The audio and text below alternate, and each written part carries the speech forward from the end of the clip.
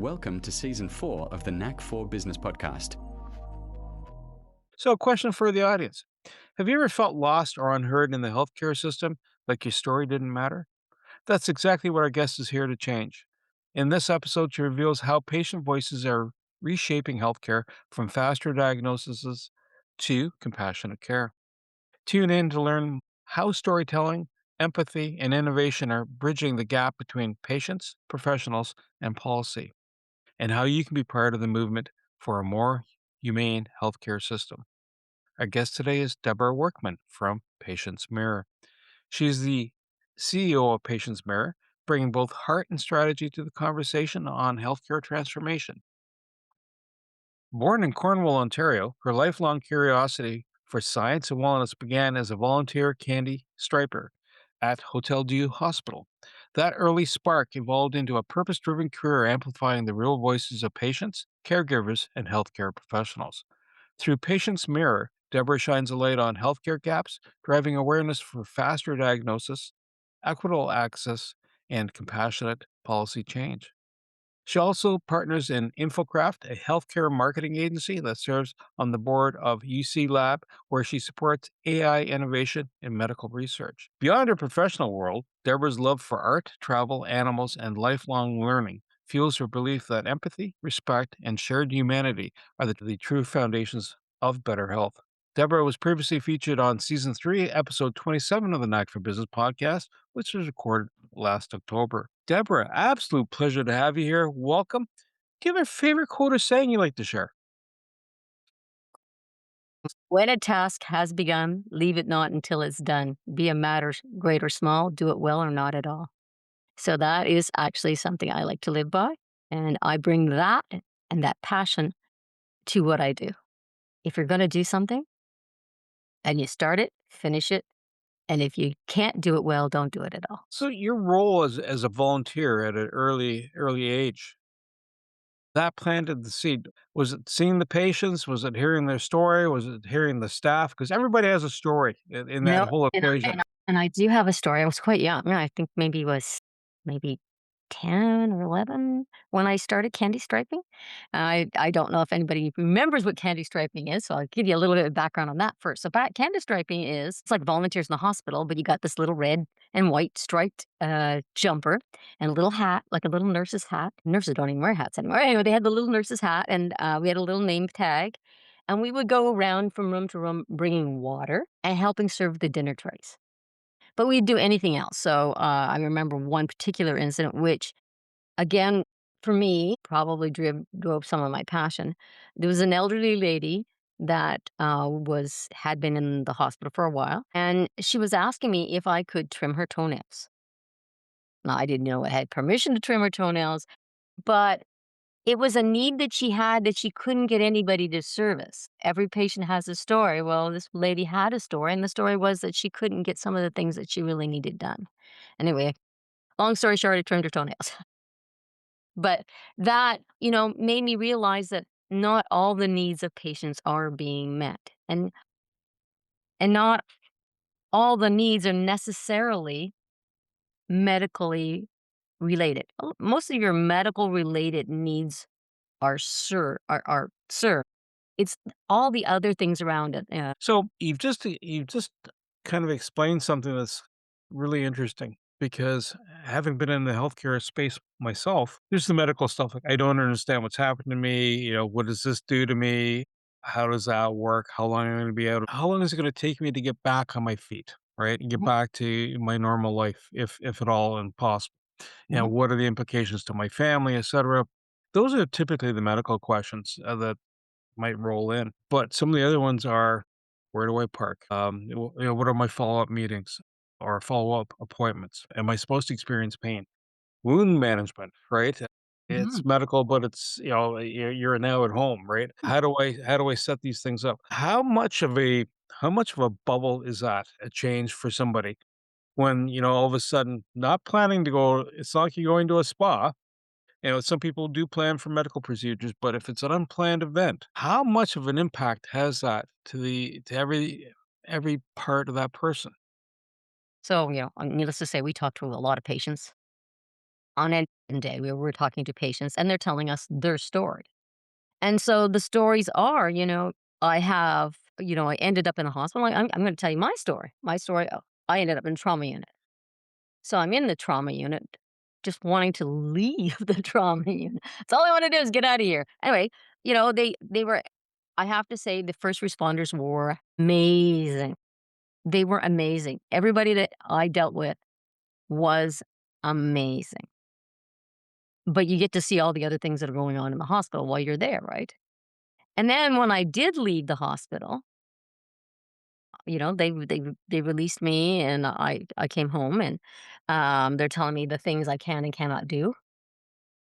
Mm, and I'm relatively versed in this area, so I did some research and I had a cracked sternum and I had taken a what the cardiologist had said an equivalent of a punch to my heart.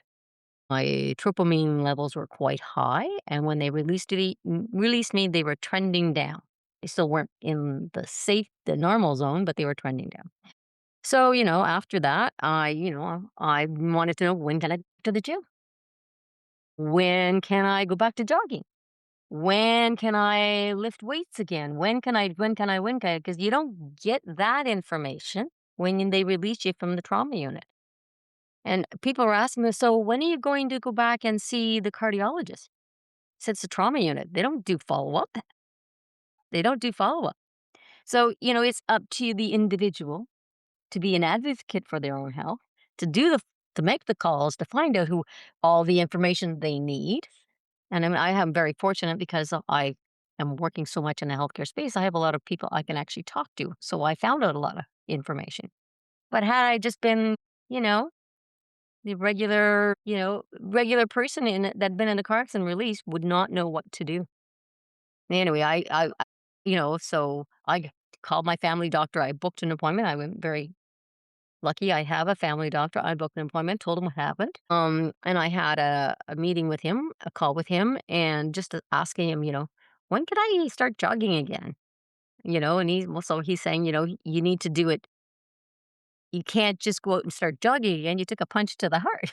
When can I, not apparently getting a cracked sternum, it takes a long time to heal. So it takes a long time to heal. It takes, you can't lift anything heavy for, I forget what it was, 6 weeks. For 12 weeks. You can't lift any, over your head.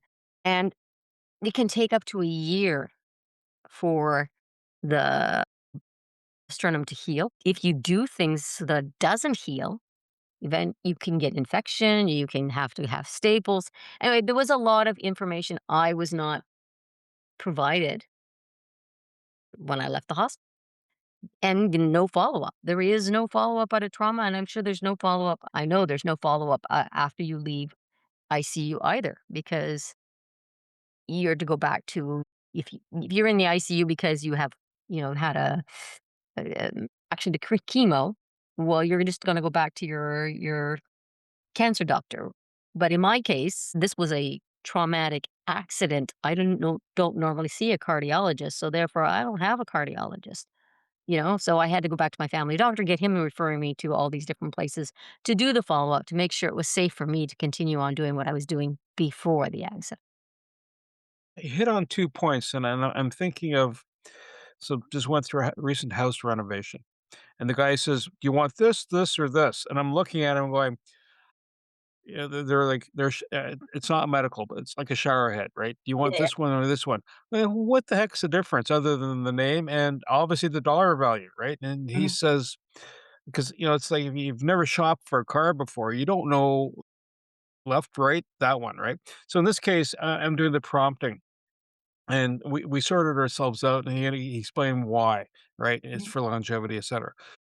In the healthcare space, if you have a question, like, in other words, if you're the patient and you're not with it, then it's gonna be harder. Your family has to figure stuff out to help you, or your support circle. Is there a place to go and you go, "Okay, we just crossed a threshold here. What's next?" Or you see something like it's making a question pop up in your head.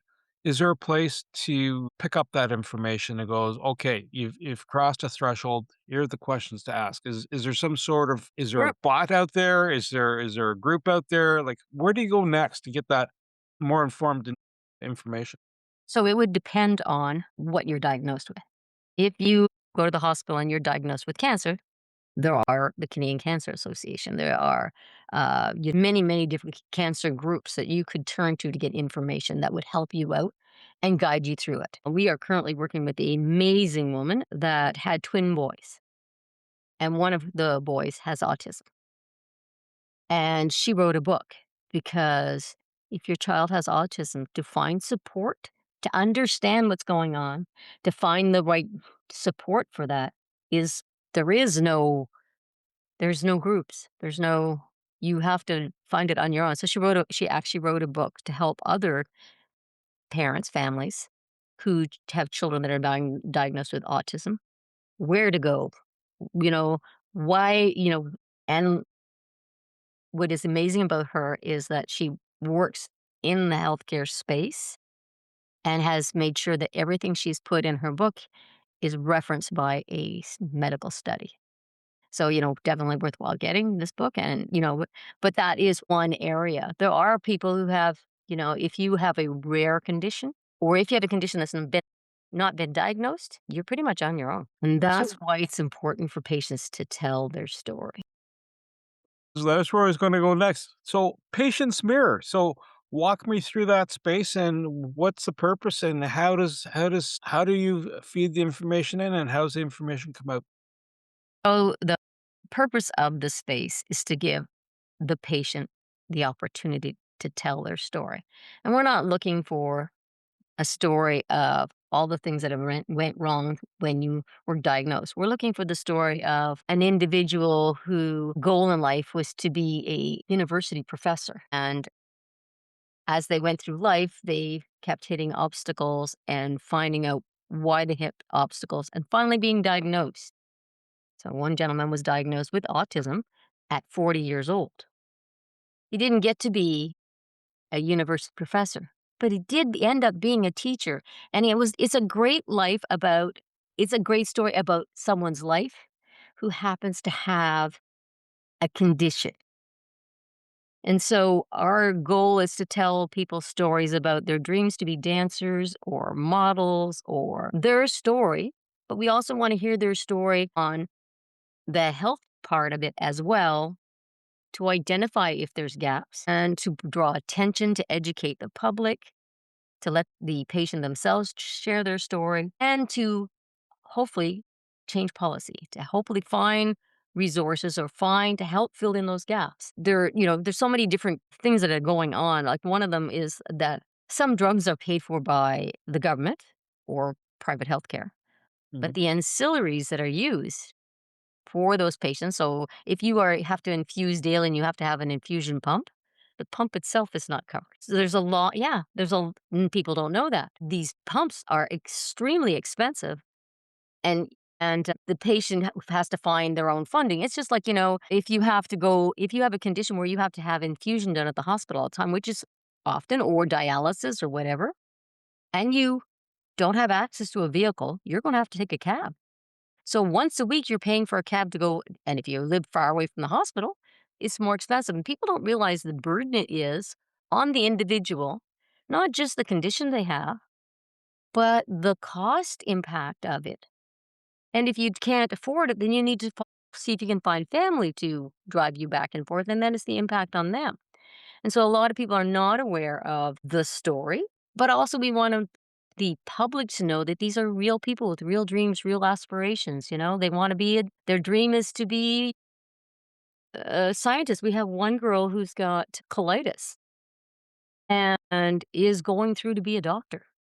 And it's because she was diagnosed with colitis, it has driven her passion for science and to want to help other people. So she's telling her story for us. But she's also going through to be a medical doctor so she can actually help patients. And I think that's a great story. So we've just covered the patients, the stories where they can also go and understand what's going on, depending on the nature of the malaise. But that's not the whole purpose, though. There's a flip side to the system, right? It's to the system itself, and not to be adversarial, but it's trying to fine tune. How's that uptake working? How's that uptake been working? It's actually been, pretty good. It's actually been pretty good because we get to actually talk to policymakers. Mm. Policymakers often are not even aware that there is a need or a need for a change or a need for funding, or they are not aware of it. And so until it's brought to their attention and it is a need that is significant, then they will actually make the policy changes. I'm going to give you a for instance. So there is a condition where children are born with their small intestine either missing completely or not attached to itself. So like it's got pieces of it, the small intestine, but they're not attached to itself. There is a drug that will regrow the small intestine. It's approved and available by all provinces except for BC. Now, just so you know, that policy has changed and it is now available in BC. But it wasn't available. So there was a young girl who was 3 years old who'd never tasted food, who'd never had ice cream, who'd never had chocolate, who'd never had spaghetti because everything is being fed to them in a tube. This another child who lives in Alberta was 12 years old, started taking the drug that regrew your intestine and had the feeding tubes, and one day just took them out by herself and she could eat. She was eating. Like she just started eating it normal. I mean, obviously she still can't eat the same hard to digest foods, but still could have ice cream. And so there are two provinces with two different patients who are suffering from the same condition. One is getting a product that is not available in the other province. And by bringing the problem to the policymakers and the decision makers and telling the story of these patients and how it impacts their lives makes a big difference. And now, of course, the BC does prove this drug. But this is just a small sampling of what can happen through the process. So you're a marketing firm in the medical space. You have science, you have emotions, you have patients, people that are like, "What the heck's going on?" Or they've hit a bump. Like it could be getting the cab ride to, access to a medication. From a marketing perspective, for Patients Mirror, would you describe this as a gentle campaign mechanism, not to shame somebody in, but more just to shed light then for Absolutely. all the players? It is to give awareness. It is to highlight the gaps. It is to find people to help either mitigate those gaps, remove those gaps, but make change. I mean, the whole purpose of this was driven from my passion from my journey with my own sister. And it's to make change so that people have normal lives, regardless if they have a condition. If they can have a relatively normal life and have a relatively normal lifestyle and not be as impacted by their condition, that's our goal. Are there any misconceptions around healthcare marketing? Healthcare marketing or Yeah. So my prompt here is, what's one misconception about healthcare marketing you'd love to correct once and for all? That said, is that kind of a true healthcare point? Or marketing. Well, in Canada, you can't market directly to the public unless you're a third party, independent third party. You can't be a drug company marketing directly to the public. You can't market directly to doctors. You can't market to anybody because that's not how our regulations are set up. In the US, if you're a drug company, you can market directly to the public, try Viagra or try Cialis or try Ozempic and maybe you'll lose 50 pounds or whatever. But in Canada, you cannot market directly to the public. And yet we're right next door hearing all their TV ads. I mean, it's in my world, that's just doesn't make a lot of sense because it's the same drug being marketed where we all hear the American. I mean, I don't know about you, but most of the stuff I have on TV is American TV channels, Yeah. and so it's interesting. In comparison to the US, because the US is We have an amazing healthcare system. yeah, no, I get that part. The hospital typically runs as a business here, except it's Mhm. funded mostly by the state, with a few exceptions or a few elements that are, is there any part that you would see that would be, if you were to cast a quick look at it, this would help improve the system if. There's so many ways to improve the system, but I would say the number one thing that the government and healthcare need to do, listen to the patients. Like the patient, you hear that I hear it all the time that everybody is patient centric, and yet patients are never asked what they think about something. So now I'm going to give you, for instance, I was privileged to hear that they were going to be introducing AI in the northern communities to do triage. Did they ask the patients if they wanted AI to be doing their triage? And knowing how AI myself, how good is this database? Where did you get this database of symptoms? And, because triage is going to look at you and say, how serious is this? Yeah. AI is a tool, it's not a replacement. And honestly, you need to ask patients, how do you feel about this? Because, a big part of healing is be having a positive attitude. A big part of, a person getting better is how much they want to get better and how positive they are about getting better and what they believe about getting better. And part of that is the right giving the patient a voice, which is what we wanna do, but including them in the decisions that are made.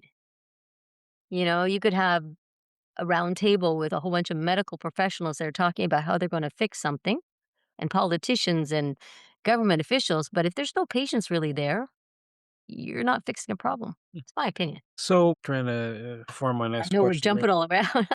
Well, Sorry. no, that's fine. In a world involved with analytics and metrics, and I think we've kind of touched on that. Having a spouse who works in the healthcare field actively right now, and you hear about a physician who's doing a new procedure, and the person is totally ecstatic about it. Says, "We can now do this. We haven't been able to do this before."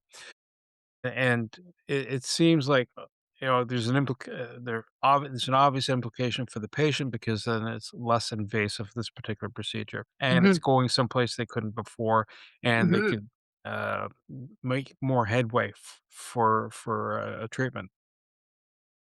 That addresses an issue for if you're thinking of reward dopamine hit to the person. I've got a new tool. This tool works really well. It helps people, etc. And the goal is to help the patient. Is there, and that's kind of like a metric, right? Because the system is based on process, its funding, etc. Are the analytics and metrics sometimes just skipping past, or are there some KPIs, key performance indicators, that are missing in the overall picture? That, if you're into bean counting, this will give you a sense of, stronger. Having the story helps, but, if you have, 1,000 patients coming through a hospital or through the province, 1,000 patients a day or 2,000 patients a day, that's a sea of information. How do you distill that? Can you distill it down to go, "We're on target, we're not on target, is there a satisfaction score?" Well, that definitely sounds like AI. If you have all that information coming at you and you need to decipher it, that's a tool that you wanna use. It's AI. That's what it does. It analyzes data. It does comparisons. I mean, I think that would be an easy solution. I think there's a whole bunch of things that need to change in our healthcare, and one of them is we really need to embrace innovation, definitely. But remember that it is a tool. It's a guide. It's to help. It's to make, uh um, diagnosis faster. It's to make treatment plans faster. It's to allow the doctors to spend more time with the patients, which is what patients want, human side health, and to make it more efficient. There's a lot of inefficiencies in the healthcare systems. We all know that. I mean, some of them could be cost saving. And there was a time where and still is, but it's getting better, where hospitals couldn't speak to each other because they all were on different backbone systems. And as you know, Epic came along, and now Epic is being put into Kingston and to Smith Falls. And so all these hospitals will have the same system, which means they'll have your records. That's in this little area of the pond, but where people travel. If I went to visit my brother in Edmonton, something happened to me, they would not have access to my medical files. So, I think sharing of information as well between provinces is helpful.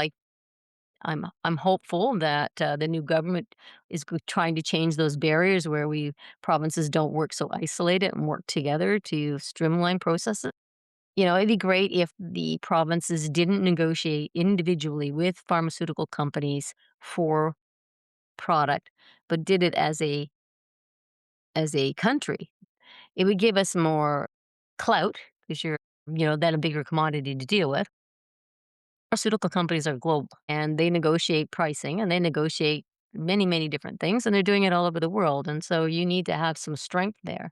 Right now, province by province negotiates what products they will approve to be used in the province and the price point. So we've talked about A lot. patient. Well, no, that's fine. And we talked about the medical staff. We talked about the organization. What about third-party entities that provide support? Like, if you need home care, as a case in point, or even pharmacies or other entities where there's a medical component, like, CPAP machines is Mhm. another example. So those are CPAP machines are some of those ancillaries that are not paid for by the government. If you're on a government plan, they're not going to pay for a CPAP machine for you. You have to pay for it for yourself. That's an ancillary. It's an extra expense. Sorry, I missed the question.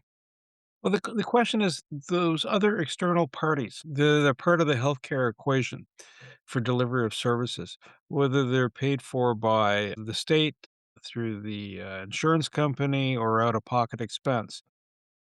How do they factor into this whole story other than, I got to take a cab to get to the hospital or to the clinic? Yeah, so third party, I actually think the third party, as long as it's covered and is regulated.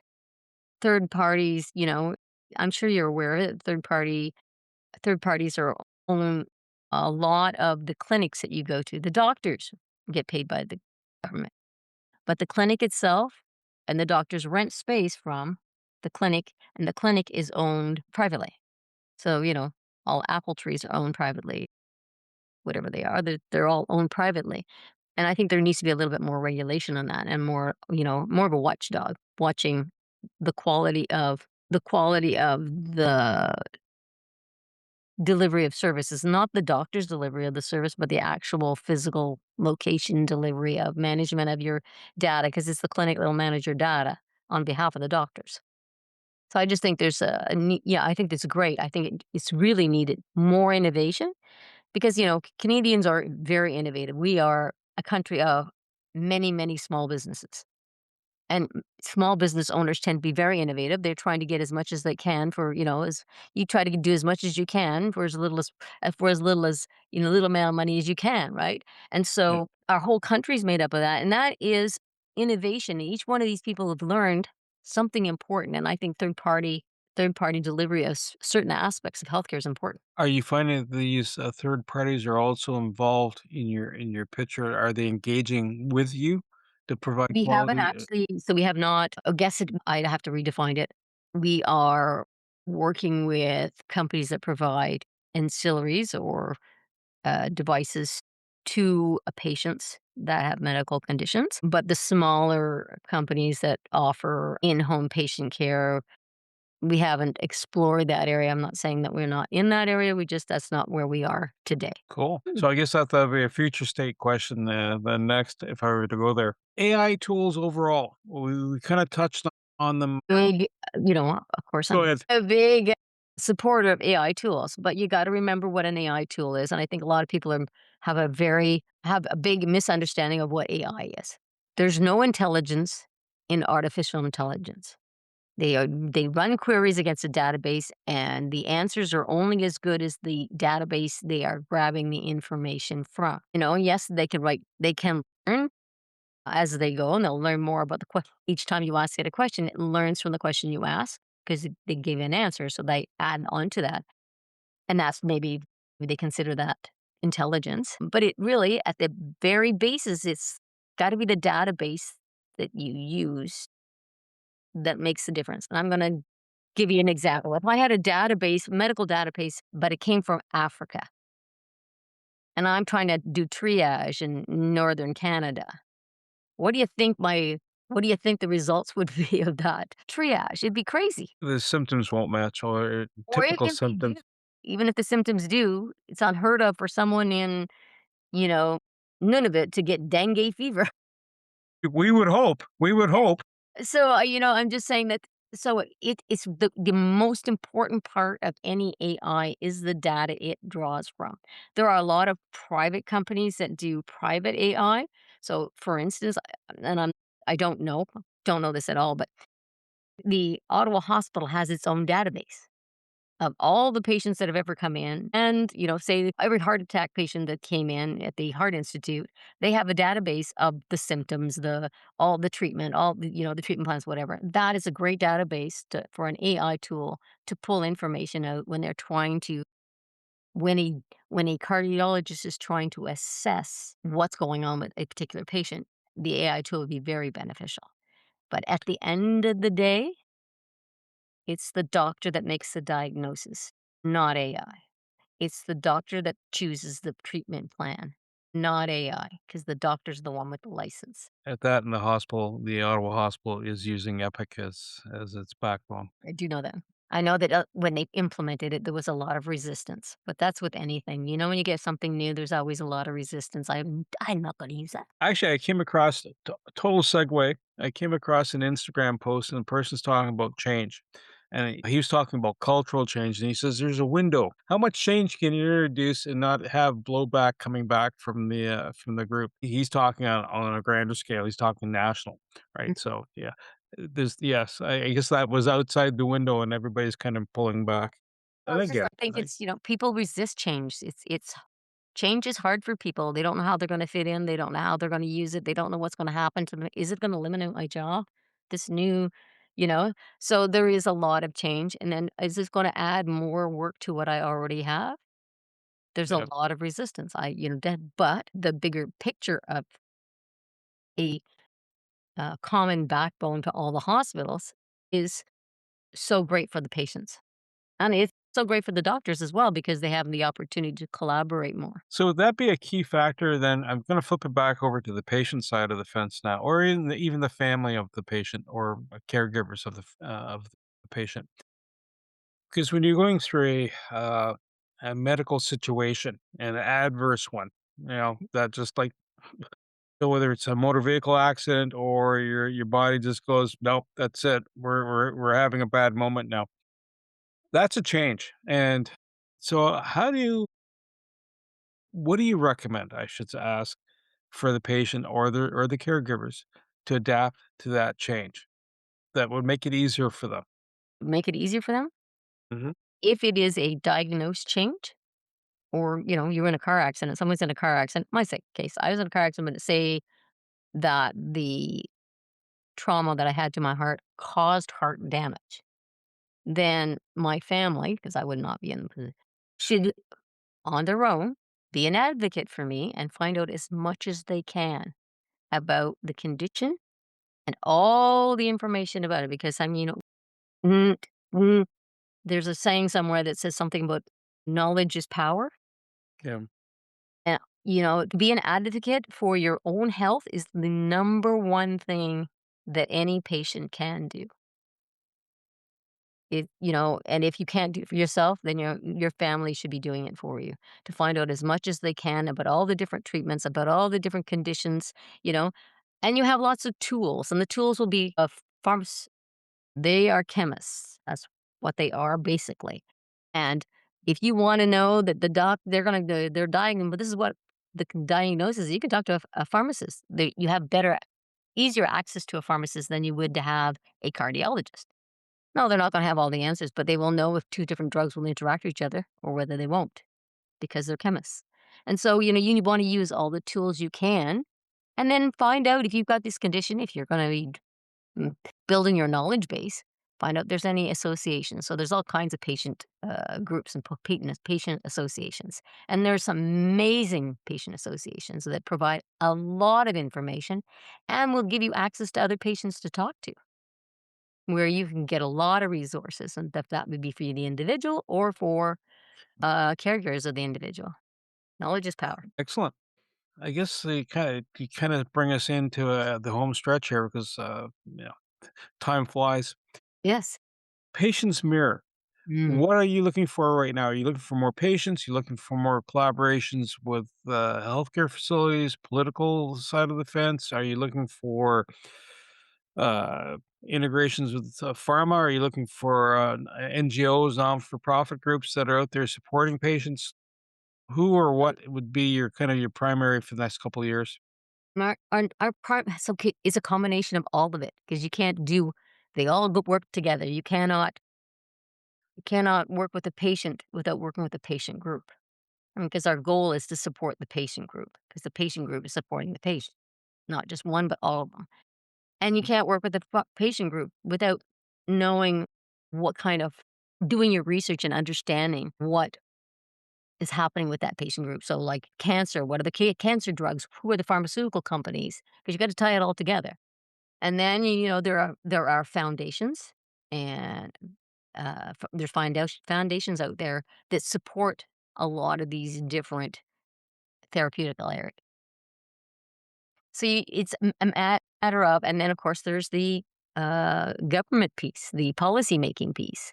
I was at an event last week, and it was called Inside Job, and it was put on by the GI Society, Gastrointestinal Society. I love the name of it, Inside Job. And I got to speak to the former DG, or the Minister of Health, and we were just talking about all the things, and he was talking about, we are having a what if moment. If you could have a magic wand and change something, and they were asking these pharma leaders and healthcare professionals, if you had a magic wand in this particular space, which is the GI, what would you do? And they were coming up with all the things. And then I spoke with the former minister, and he said, "Well, it all sounds great, but you'll need so many dollars." And people don't realize that the healthcare minister has has to deal with the finance minister, because the finance minister is going to say, "What are you doing with the money I'm giving?" And it's not something you're going to do so you get results 20 years down the road. What are you doing today with my money I'm giving you? So there's a bigger picture playing out, and Yeah. some of the changes that we may want to make is leaving room for the 20 years down the road. So, Deborah, if someone wants to reach out to you and get a hold of you, Mm. uh, We don't want them to call me. No, just kidding. Absolutely. So this person, I don't know this person. send us an email. Send us an email or find us on social media. I'm always on LinkedIn, but yeah, send me an email. I'd be more than happy to somehow What's help. the what's the email address? So it's Debra at patiencemirror.com. And it's patiencemirror.com. Not patience as in being patient, but No, patient that as being the patient, not being in that state of mind. yes, Patience Mirror, yes. And the reason we came up with the name Patience Mirror, because everybody who looks in a mirror will someday be a patient. So true. Want to say thank you to Deborah Workman for being our guest today, and my co-host Wayne Pratt, and you, the Knack for Business listeners.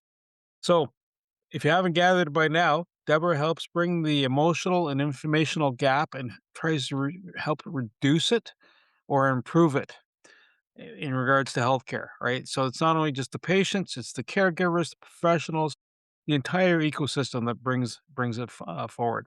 The idea is to take the pain that's been in play and find healing and connection through power of storytelling. So reach out to Deborah if you have a story to tell, or you want to go, hey, I need more support, or I need to understand more what's going on. To reach the podcast hosts, email them at info@creativeinsight.com or by the website creativeinsight.com, spelled KREATIVISIGHT.com.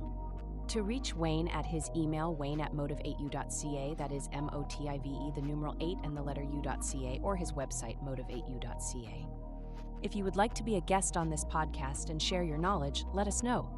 We would also appreciate your feedback on the content or format. Check the show notes for more details.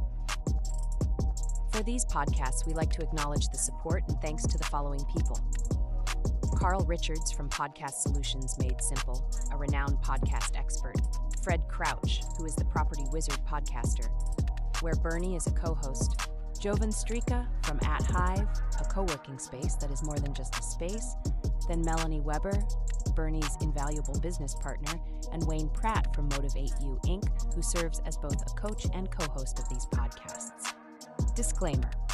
Please note that the Knack for Business podcast episodes are meant solely for educational and general informational purposes.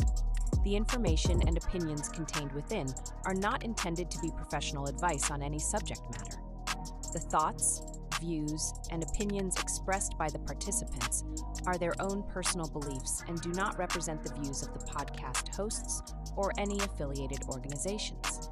It is important to note that this podcast is not a replacement for consulting with certified experts in your area who possess knowledge of your unique situation. The hosts of the podcast, along with any participants or affiliated groups, do not take responsibility for any actions taken or not taken based on the information presented in this episode. It is highly recommended that individuals seek guidance from their own personal advisors in fields such as accounting, law, or other pertinent areas prior to undertaking any actions or making decisions that may impact their financial, legal, or other aspects of life.